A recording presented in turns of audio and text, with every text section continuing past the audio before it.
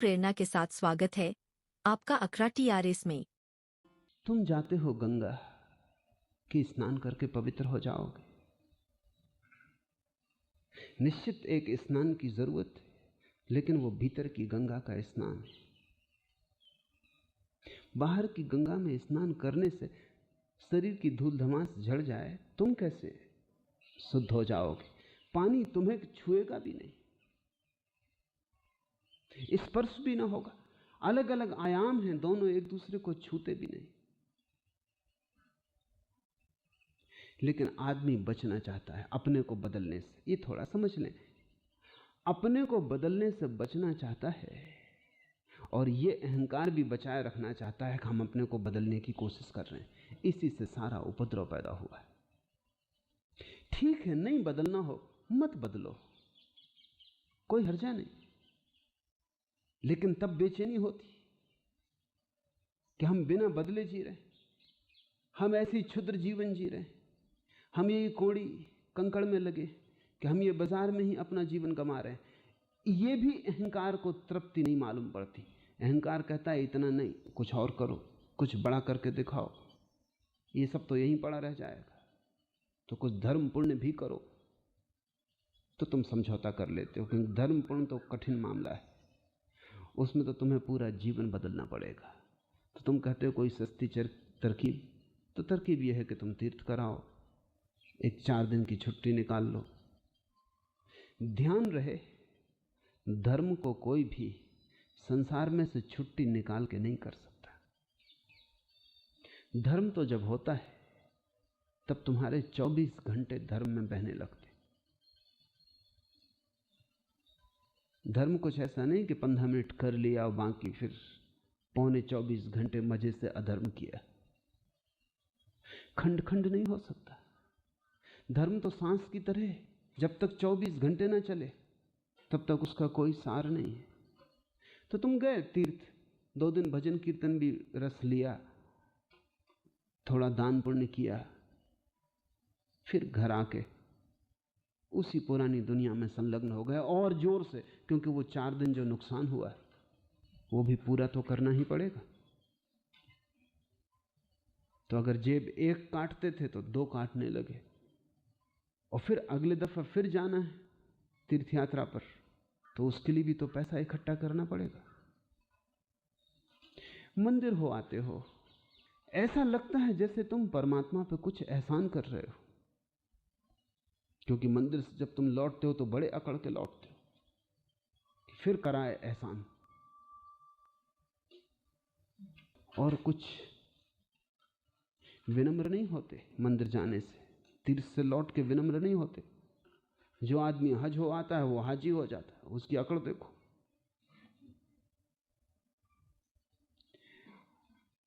ये तरकीब है बिना धार्मिक हुए धार्मिक होने की। धर्म से भी बच गए, क्योंकि वो तो महाक्रांति है, उससे बड़ी कोई क्रांति नहीं, वो तो अकेली क्रांति है, एकमात्र क्रांति है जिसमें तुम्हारा सब कुछ बदल जाता है, सब कुछ नया हो जाता है। पुराना मर जाता है और नए का जन्म होता है। पुराना इस तरह मर जाता है कि पुराने से नए का कोई संबंध ही नहीं होता, सातत्य ही टूट जाता है, श्रृंखला ही बदल जाती है। जैसे पुराना आदमी बचा ही नहीं और एक नए आदमी का आविर्भाव हो जाता। वो तो नया जन्म है, लेकिन उतना महंगा, उतना हिम्मत का काम तुम नहीं कर पाते। तुम सोचते थोड़ा सस्ते में निपटा लो। असली फूल तुम नहीं उगा पाते, तुम कागज के फूल बाजार से खरीद लाते। और कागज के फूलों की एक खूबी है, न तो पानी देना पड़ता, न उनकी चिंता करनी पड़ती, क्योंकि जानवर भी उन्हें नहीं खाते। वो तुम जैसे ना समझ नहीं कि कागज का फूल और जानवर खाए, कभी इस भूल में नहीं पड़ेगा। सिर्फ आदमी ही ऐसी भूलें करता है। और फिर कागज का फूल सुबह जन्मता है, सांझ को मरता है, ऐसा भी नहीं, सनातन मालूम होता है, रखा है रखा है रखा है। एक दफा ले आए, सदा के लिए हो गया। जीवन तो प्रतिपल नया करना होता है। जीवन पत्थरों की तरह नहीं है, फूलों की तरह है। और धार्मिक जीवन तो प्रतिपल नया उगता हुआ फूल है। धार्मिक जीवन तो प्रतिपल अतीत की मृत्यु है और वर्तमान का जन्म है। वहां तो हर चीज ताजी है। वो जरा कठिन मालूम पड़ता है, और इतना ज्यादा मालूम पड़ता है कि इतनी प्यास ही नहीं है। तो लोग कहते हैं फूल चाहिए तो घर में तुम कागज के फूल रख लेते हो, और अब तो प्लास्टिक के फूल उपलब्ध हैं। कागज के फूल में भी खतरा था, कभी आग लग जाए, कभी ये हो जाए। अब प्लास्टिक के फूल हैं, और भी खतरा कम है, बड़ी सुरक्षा है। ऐसे ही तुम एक झूठे भगवान को मंदिर बना के घर में रख लेते हो, एक मूर्ति को निर्मित कर लेते हो। उससे तुम्हारा कुछ नहीं बिगड़ता, तुम जैसे हो वैसे ही रहते हो। न केवल उतने, बल्कि उस मूर्ति से तुम जैसे हो अपने को और मजबूत कर लेते हो कि अब तुम धार्मिक भी हो गए। तुम्हारा धर्म आत्मवंचना है। पृथ्वी पर जो इतने मंदिर मस्जिद दिखाई पड़ते हैं वो तुम्हारे धोखे का विस्तार है। जिस दिन तुम्हें यह दिखाई पड़ेगा उस दिन तुम्हारी आंख भीतर लौटनी शुरू होगी। उस दिन तुम असली मंदिर खोजोगे। वो मंदिर तुम हो। इसलिए कबीर कहते हैं, मोको कहां ढूंढे बंदे, मैं तो तेरे पास में। ना मैं बकरी, ना मैं भेड़ी, ना मैं छुरी गंडास में, नहीं खाल में, नहीं पहुंच में, ना हड्डी ना मांस में। ना मैं देवल, ना मैं मस्जिद, ना कावे कैलाश में। न तो मैं देवल में हूं, न मस्जिद में हूं, न काबे में हूं, न कैलाश में हूं। परमात्मा तुम्हारे भीतर, तुम परमात्मा हो। तुम्हारा होना ही परमात्मा का होना है। तुम परमात्मा का एक रूप हो, तुम परमात्मा की एक लहर, एक तरंग हो, तुम परमात्मा की एक भाव दशा हो, तुम परमात्मा का एक संगठन हो, तुम एक इकाई हो। वो होगा सूरज तो तुम एक छोटे दिए हो, लेकिन आग वही है। वो होगा विराट, वो होगा महासागर, तुम एक बूंद हो, लेकिन एक बूंद में पूरा सागर छिपा है। और एक बूंद को कोई पूरा जान ले तो पूरे सागर को जान लिया, कुछ और जानने को बचता नहीं, क्योंकि एक बूंद में सब सूक्ष्म रूप से पूरा सागर मौजूद है। पिंड में ब्रह्मांड मौजूद है, आत्मा में परमात्मा मौजूद है, व्यक्ति में समष्टि मौजूद है। ना तो कोनो क्रियाकर्म में, नहीं जोग बैराग में, खोजी होए तो तुरते मिली हूं पल भर की तलाश में। ना तो कोनो क्रियाकर्म में, होना है परमात्मा का स्वभाव। क्रियाकर्म तो ऊपर ऊपर है। तुम मंदिर में बैठ के पूजा कर रहे हो, घंटी बजा रहे हो, घंटी बजती रहेगी। तुम दिया लेके आरती उतार रहे हो, आरती उतर जाएगी, लेकिन इससे तुम्हारे होने में क्या फर्क पड़ने वाला है? तुम तो तुम ही रहोगे। और क्रिया से परमात्मा का क्या संबंध है? तुम सारी क्रियाएं छोड़ दो तो भी तो तुम्हारे भीतर जीवन रहेगा। तुम बिल्कुल आंख बंद करके पड़ जाओ, कुछ भी ना करो, तो भी तो तुम हो। तो क्रिया तो गौण है, बाहर है, होना भीतर है, मूल है। होकर ही कोई परमात्मा को पाता है, कर करके कुछ भी नहीं कोई पा सकता। क्रिया से होना बड़ा है, क्योंकि सब क्रियाएं होने से निकलती, और सब क्रियाओं को भी जोड़ दो तो भी सब क्रियाओं के जोड़ से होना नहीं पूरा होता, होना फिर भी बड़ा है। तुमने जो भी किया है अब तक, सब भी जोड़ दिया जाए तो भी तुम उससे बड़े हो, क्योंकि तुम कुछ और कर सकते हो। तुम प्रतिपल कुछ और करते रहोगे। करना तो पत्तों की तरह निकलते चले जाते, होना जड़ की तरह।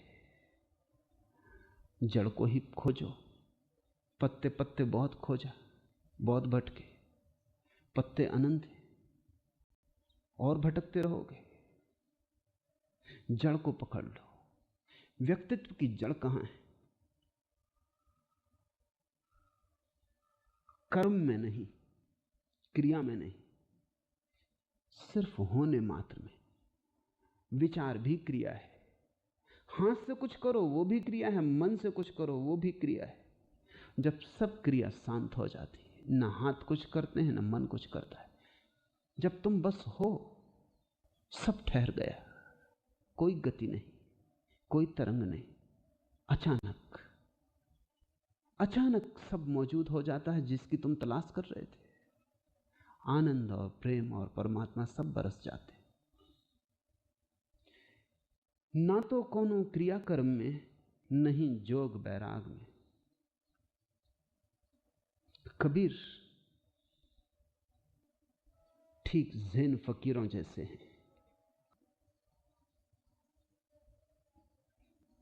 कबीर कहते हैं कुछ भी करने की जरूरत नहीं, कि तुम योग करो, कि तुम आसन लगाओ, कि तुम शीर्षासन करो, कि तुम हजार तरह के क्रियाकांड में उलझो। कुछ भी करने की जरूरत नहीं है, क्योंकि जिसे तुम खोज रहे हो वो सब करने के पहले तुम्हारे भीतर मौजूद है। ये फर्क ठीक से समझ लेने जैसा है, क्योंकि बहुत नाजुक है। होना बीइंग और करना डूइंग, ये फर्क बहुत नाजुक है। ऐसा समझो, तुम किसी के प्रति प्रेम में हो तो तुम कुछ करते हो। तुम्हारा प्रेमी मिलता है तो गले लगा लेते हो। तुम्हारा प्रेमी आने वाला होता है तो द्वार पर टकटकी लगा के बैठ जाते हो। तुम्हारा प्रेमी आने वाला होता है तो किसी दूसरे की पग ध्वनि भी भ्रांति देती कि शायद प्रेमी आ गया, उठ के द्वार पे आ जाते हो। प्रेमी आने वाला है तो भोजन तैयार करते हो, प्रेमी आने वाला है तो भेंट तैयार करते हो, बहुत कुछ करते हो। लेकिन प्रेम क्या कुछ करना है? करने के पहले प्रेम है। प्रेम एक भाव दशा है। कुछ भी ना करो तो क्या प्रेम मिट जाएगा? क्या करने का जोड़ ही प्रेम है? तो प्रेम है ही नहीं। करने से तो प्रेम की अभिव्यक्ति हो रही है, लेकिन जिसकी अभिव्यक्ति हो रही है वो तो करने के पहले मौजूद हो, तभी अभिव्यक्ति हो सकती। ऐसा हुआ, एक बहुत महत्वपूर्ण व्यक्ति हुआ, लॉरेंस। वो था तो अंग्रेज, लेकिन जिंदगी भर रहा अरबों के साथ रेगिस्तान में। उसे रेगिस्तान की जिंदगी पसंद थी और रेगिस्तान में लोग उसे बिल्कुल अपना मानने लगे। पेरिस में एक बड़ी प्रदर्शनी थी और अरबों के एक दल को लेकर वो पेरिस प्रदर्शनी दिखाने ले गया। कोई 12 अरब उसके साथ गए। वो पहली दफा रेगिस्तान के बाहर निकले। एक बड़ी शानदार होटल में उसने उन्हें ठहराया। उसकी बड़ी प्रतिष्ठा थी उस व्यक्ति की। लेकिन वो बड़ा चकित हुआ कि वो जो अरब थे किसी चीज में रस न ले, न तो वो प्रदर्शनी देखने में रस ले। वो जल्दी जल्दी वापस होटल चलना है और जैसे होटल में पहुंचे फौरन बाथरूम में घुस जाएं। वो बड़ा हैरान हुआ कि मामला क्या है। उनको सबसे चमत्कारी जो चीज लगे वो लगे नल। रेगिस्तान में रहने वाले लोग पानी के लिए तड़फे, बस वो जल्दी से टोंटी खोल के या तो सावर के नीचे खड़े हो जाएं या पानी, और उसको देखने में भी उनको बहुत रस आए। बड़ी बड़ी चीजें थी प्रदर्शनी में, सारी दुनिया की प्रदर्शनी थी, मगर उन्हें किसी चीज में रस न था। उन्हें नल की टोंटी में रस था। फिर जिस दिन वो जाने को थे, कार आके खड़ी हो गई, सामान लद गया और अरब सब नदारत। ट्रेन चूकने की नौबत आ गई तो वो भागा ऊपर आया कि भाई क्या कर रहे हो? वो सब टोंटियां खोल रहे थे साथ ले जाने को। उसने उन्हें समझाया कि ना समझो, टोंटियों से कुछ ना होगा, टोंटी तो तुम ले जाओगे, लेकिन भीतर जल का स्रोत चाहिए। टोंटी से जल नहीं आ रहा है, टोंटी से सिर्फ निकल रहा है, आ तो बहुत भीतर से रहा है। तुम्हारे सारे कृत्य प्रेम में तुम जो करते हो टोंटियों जैसे हैं। तुम किसी को गला लगा लेते तो वो टोंटी है, उससे जल गिरेगा, लेकिन भीतर जल चाहिए तो ही गिरेगा। भीतर ना हो तो तुम गले से लगा लोगे, हड्डियां से हड्डियां मिल जाएंगी, चमड़ी चमड़ी को छुएगी, लेकिन प्रेम का कोई भी आदान प्रदान ना होगा। प्रेम की लपट एक हृदय से दूसरे हृदय में न जाएगी। टोंटी तुम खोल के बैठे रहोगे, जल की एक बूंद न टपकेगी। होना पहले है, करना अभिव्यक्ति है। तो किसी क्रियाकांड से कोई परमात्मा को नहीं पा सकता, लेकिन अगर परमात्मा को पाले तो उसके जीवन के हर कृत्य से वो प्रकट होने लगता है। उसके उठने बैठने में भी परमात्मा की अभिव्यक्ति होती है। उसकी आंख का एक इशारा परमात्मा का इशारा हो जाता। फिर वो जो भी करता है वो सभी पूजा है। कबीर ने कहा है, जो जो करूं सो पूजा। क्योंकि कबीर न कभी मंदिर गए न मस्जिद, कपड़ा ही बुनते रहे, जुलाहे थे तो काम जारी रखा। लोग कहते भी क्या, बंद कर दो, क्यों कपड़ा बुनते हो? तो वो कहते, जो जो करूं सो पूजा। और जिसके लिए कर रहा हूं वो परमात्मा। तो भीनी भीनी भीनी री चदरिया, वो भी परमात्मा के लिए बुन रहा हूं। बाजार जाते तो जो भी ग्राहक खरीदता उसको वो हमेशा राम ही कहते कि राम संभाल के रखना, बहुत प्यार से बुनी, बड़ी प्रार्थना से बुनी। एक एक धागे में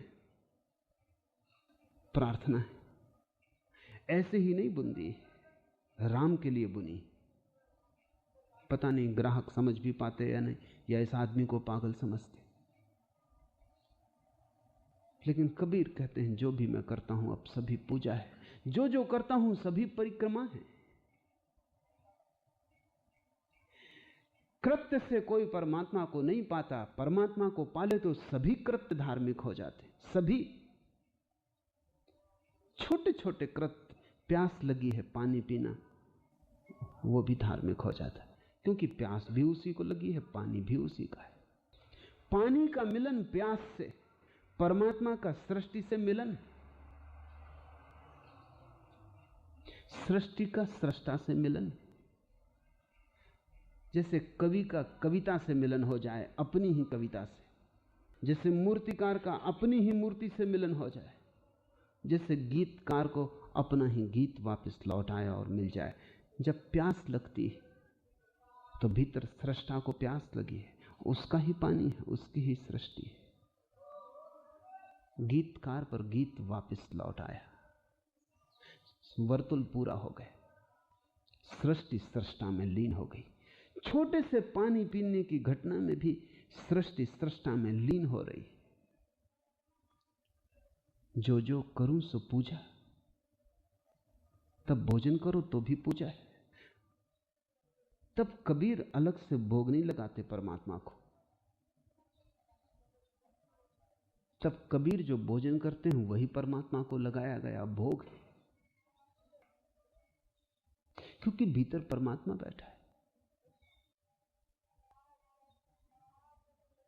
ना तो कोनो क्रियाकर्म में, नहीं जोग बैराग में, खोजी होए तो तुरते मिली हो पल भर की तलाश में। और जब जो भीतर ही बैठा है, जो तुम्हारा होना है, जिसका किसी क्रिया से कुछ लेना देना नहीं, जिससे सब क्रियाएं निकलती, जो सभी का मूल है, उसको क्या तुम आसन लगा के पाओगे? उसे तो लेट के भी पाया जा सकता है, क्योंकि लेटने में भी वही मौजूद है। उसे तुम सिर के बल खड़े होकर पाओगे, उसे तो पैर के बल खड़े होकर बड़े मजे से पाया जा सकता है, क्योंकि वो तब भी मौजूद है। उसे तुम उपवास करके पाओगे, उसे तुम शरीर को सता के पाओगे, धूप में बैठ के पाओगे, क्योंकि छाया भी उसी की है। सभी कुछ उसका है, इसलिए कुछ भी करने की शर्त नहीं है। शर्त है तो होने की है कि तुम हो जाओ, कि तुम इतने भरपूर हो जाओ कि तुम्हारे प्रत्येक कृत्य से वही बहने लगे। और कबीर एक बड़ा अनूठा वचन कह रहे हैं, वो जो ज़ेन फकीर कहते हैं, सडन एनलाइटनमेंट। समाधि इसी पल हो सकती है, एक पल तक भी रुकने की कोई जरूरत नहीं, स्थगित करने की कोई जरूरत नहीं, क्योंकि समाधि कोई सरकारी दफ्तर नहीं कि कल कल कल और फिर कभी नहीं होता।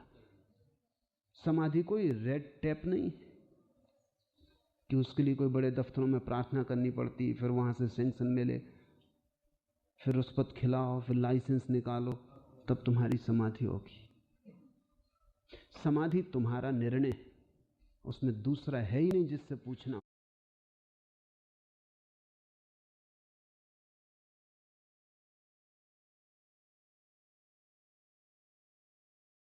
एक नई शुरुआत। अगर दूसरे का सहारा लेना हो, फिर पता नहीं कब वो दूसरा सहारा देगा और कब घटना घटेगी। अगर दूसरे पर थोड़ी भी निर्भरता हो तो समय लगेगा, क्योंकि दूसरे का क्या भरोसा, दे न दे। लेकिन समाधि तुम्हारा शुद्ध निर्णय। समाधि एकमात्र घटना है इस जगत में जो तुम्हारे अकेले होने से घट सकती, जिसके लिए दूसरे की जरूरत नहीं। सभी घटनाओं में दूसरे की जरूरत है। प्रेम तक के लिए दूसरे की जरूरत है, दूसरा ना हो तो कैसे प्रेम घटे। इसलिए प्रेम भी निर्भर, मोहताज। अकेली समाधि एकमात्र घटना है जो मोहताज नहीं है, जो भिखारी नहीं है। अकेली समाधि सम्राट है। तुम जिस क्षण चाहो, तुम ही ना चाहो, तुम्हारी मर्जी। तुम कई बार सोचते हो कि तुम चाहते हो और घटती नहीं, तुम गलत सोचते, तुम चाहते नहीं तो घटेगी ही। वो नियम है, उस नियम में कोई रूपांतर नहीं हुआ है, कभी नहीं होगा।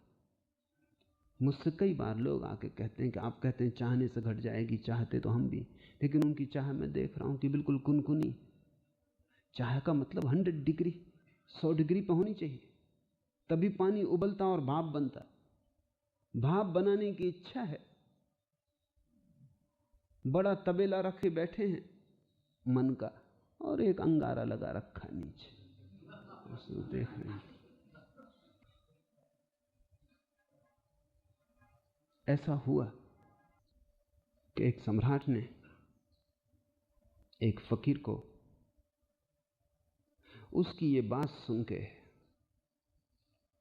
फकीर ने कहा कि परमात्मा मेरी सब जगह रक्षा करता है, हर हालत में मेरी रक्षा करता है, मुझे किसी और चीज की रक्षा की जरूरत नहीं। सम्राट ने कहा ठीक। सर्द रात थी, बर्फ पड़ती थी। उस फकीर को महल के पास की नदी में नग्न खड़ा करवा दिया, गले गले पानी में, और कहा देखें तेरा परमात्मा कैसे बचाता है। सुबह फकीर ताजा था, बिल्कुल ठीक ठीक था, गुनगुनाता गीत, जैसी उसकी आदत थी वो महल आया। सम्राट देख के भरोसा न कर सका, इतनी सर्द रात थी कि मर ही जाता, जम ही जाता खून। क्या मामला है? उसने कहा कि तो तुम बच गए, तुमने कोई सहारा तो नहीं लिया। सैनिक ने कहा जो उसे लेके आया था कि इसने सहारा लिया, मैंने रात देखा था कि महल के ऊपर जो दिया जलता उसको ये देख रहा था, उसी से मालूम होता है इसको गर्मी मिली है। कहां महल का दिया, 2 फरलांग के फासले पे नदी, बर्फ पड़ती रात। मगर सम्राट ने कहा तो ये तो तूने धोखा दिया, परमात्मा पर्याप्त नहीं। फकीर कुछ बोला नहीं, लौट गया। कुछ दिनों बाद फकीर ने दावत दी सम्राट को, उसके दरबारियों को, सभी को बुलाया। बड़ी दावत थी, करीब करीब नगर को निमंत्रित कर लिया। सब लोग पहुंचे, फकीर की दावत थी, सम्राट भी आया। बैठे लोग, फकीर अंदर जाए बार बार, फिर बाहर आ जाए। पूछा कि बड़ी देर हुई जा रही, बात क्या? उसने कहा कि भोजन पक जाए तो मैं खबर दूं। फिर देर बहुत होने लगी, भूख भी बढ़ने लगी, और फकीर फिर भीतर जाए, फिर बाहर आ जाए, फिर उधर उधर की बातें।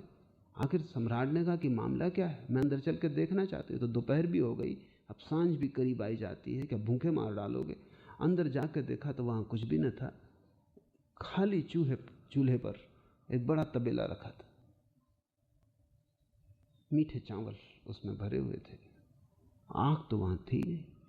तू ये कर क्या रहा? उसने कहा आपका महल का दिया, हम उसी आग पे तपा रहे हैं जिस आग से हम उस रात बच गए थे।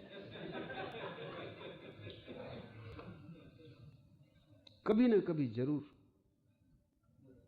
भोजन पक जाएगा। मेरे पास लोग आते हैं, वो कहते हैं कि चाह तो है, लेकिन जब वो कहते हैं चाह तो है, तब भी मैं देखता हूं कि वो डर रहे हैं कि कहीं ऐसा ना हो कि समाधि लगी ना जाए। चाह तो है, उसमें भी पैर पीछे खींचता हुआ मैं उनको देखता हूं। वो मेरी तरफ ऐसे देखते हैं कि ऐसा नहीं कि आप पक्का ही मान लें। मतलब है, थोड़ी जिज्ञासा है, जानने का थोड़ा ख्याल है। चाह जब पूरी होती, जब चाह समग्र होती, जब तुम्हारे प्राण में सिर्फ चाह ही चाह होती, जब तुम्हारे रोए रोए से एक ही पुकार उठती परमात्मा को पाने की, तब कबीर ठीक कहते हैं, खोजी होए तो तुरंत मिली। जितनी गहन चाह उतनी ही परमात्मा और तुम्हारे बीच की दूरी कम हो जाती। अगर चाह परिपूर्ण है, दूरी समाप्त हो गई। चाह का ही सवाल है। श्री अरविंद ने उस तरह की चाह के लिए एक नए शब्द का प्रयोग किया है, वो ठीक है। उसे वो कहते हैं अभीप्सा। आकांक्षा नहीं, अभिलाषा नहीं, अभीप्सा। अभीप्सा के शब्द में बल है। उसका अर्थ है ऐसी कि पूरा जीवन दांव पर लगा है, कि कुछ बचाने का सवाल नहीं है, संदेह रत्ती भर नहीं। तब उसी पल घट जाती है घटना। देर लग रही है क्योंकि देर तुम लगा रहे हो। देर लग रही क्योंकि तुम चाहते हो कि देर लगे। अभी कहीं कहीं संसार में रस बाकी है। सोचते हो एक दिन और गुजर जाए, समाधि ना लगे, तो ये जो सौदा किया है ये निपट जाए, कि ये जो नया नया प्रेम हो गया है किसी स्त्री से, इससे तृप्ति हो जाए, जरा और देर समाधि ना लगे। देखना अपने मन में गौर से, तुम इसी क्षण समाधि चाहते हो? कुछ राग रंग बचा नहीं, सब तरफ से तुम भर गए हो संसार से, कोई और चाह नहीं बची। जब सभी चाहें, जैसे सभी नदियां सागर में गिर जाती, जब सभी चाहें एक चाह में गिर जाती, उसी क्षण परमात्मा मिला ही हुआ था। बस तुम जाग जाते हो, नींद टूट जाती, सपना मिट जाता। सपने तक से जागने में आदमी डरता है। अगर सपना अच्छा चल रहा हो और बुरा भी चल रहा हो तो आशा तो बनी रहती कि आज बुरा चल रहा है, आज जरा धंधा ठीक नहीं चल रहा, कल चलेगा, कौन जाने कल सब ठीक हो जाए। मुल्ला नसरुद्दीन ने एक रात सपना देखा। सपने में देखा कि कोई एक देवदूत कह रहा है कि 99 रुपए ले लो। मुल्ला ने कहा 99? 100 लूंगा। और जब लेना ही है तो 99 क्यों मुझे चक्कर में 99 के डालते हो, 100 ही दे दो। लेकिन उसने इतने जोर से कहा कि 100 ही दे दो कि खुद के मुंह से आवाज निकल गई और नींद टूट गई। नींद टूट गई तो उसकी आंख खुल गई। उसने पत्नी से कहा कि बड़ी मुसीबत हो गई। फिर से आंख बंद की और कहा भाई चलो कोई हर्जा नहीं, 99 ही दे दो।